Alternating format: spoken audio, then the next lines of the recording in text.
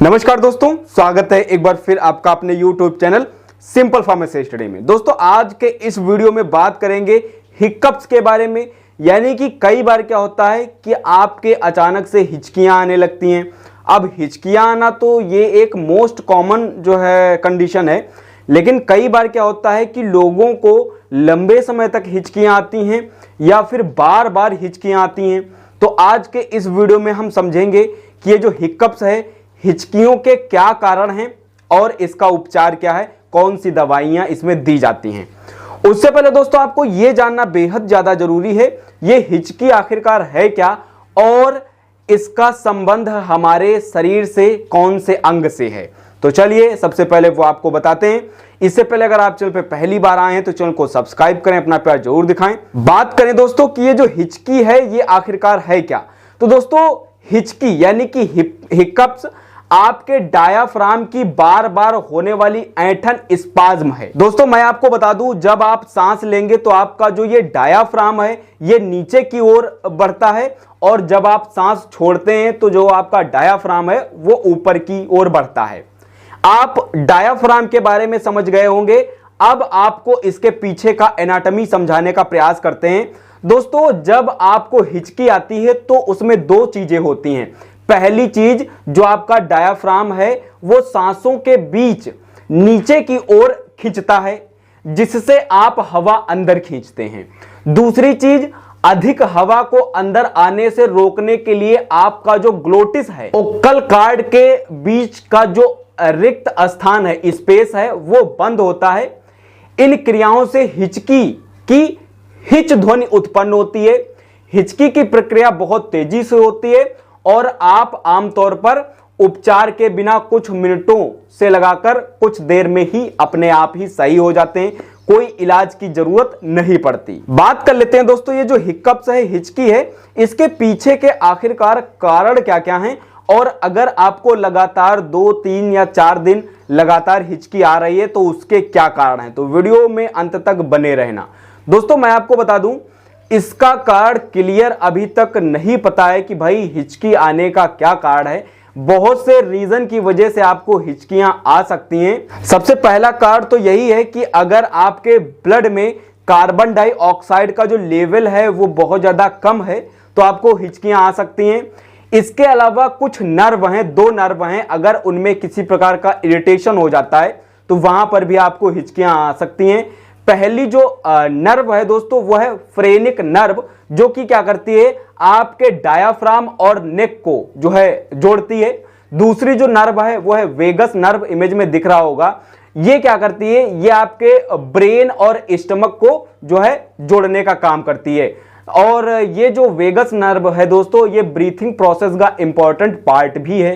दोस्तों सबसे पहले हम उन कारणों के बारे में बात करते हैं जिनमें आपको हिचकियां तो आती हैं लेकिन वो जो है कुछ देर में अपने आप सही हो जाती हैं। तो दोस्तों जो सबसे पहला कारण है, अगर आप बहुत ज्यादा जल्दी कोई चीज पीते हैं या फिर कोई चीज खाते हैं तो वहां पर आपको हिचकियां आ सकती हैं।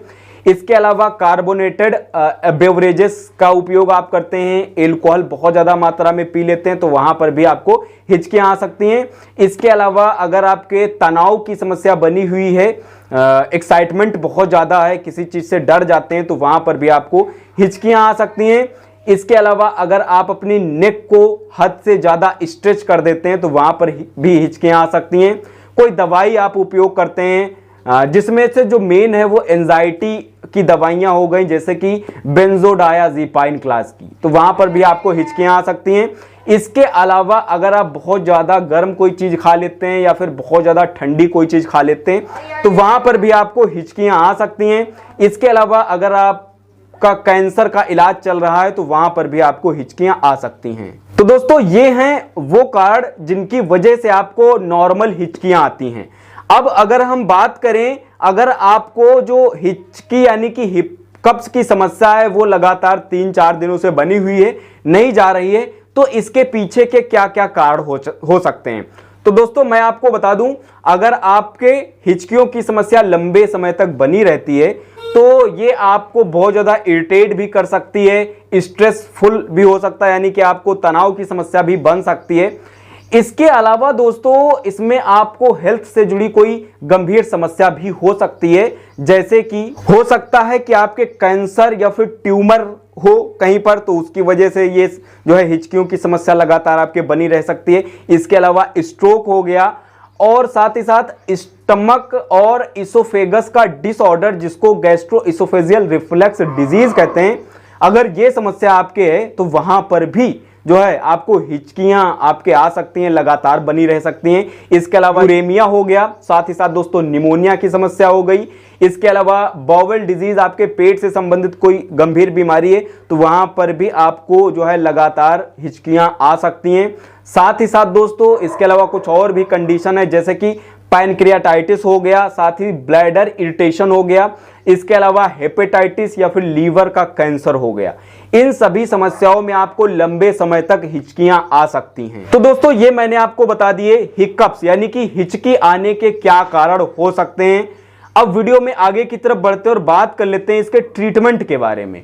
तो दोस्तों ट्रीटमेंट में डिपेंड करता है कि आपको नॉर्मल वाली हिचकियां हैं या फिर लगातार हिचकियां बनी हुई हैं। दोस्तों इसमें मैं आपको कुछ दवाइयां बताता हूं। अगर आपके लगातार 2 से 3-4 दिन से हिचकियों यानी कि हिकअप्स की समस्या बनी हुई है और आप बहुत ज्यादा इरिटेट हो गए हैं, परेशान हो गए हैं, तो वहां पर ये दवाइयां डॉक्टर रिकमेंड करते हैं और काफी ज्यादा प्रभावी दवाइयां भी हैं। बात करें सबसे पहली दवाई की तो वो है दोस्तों गाबापेंटीन।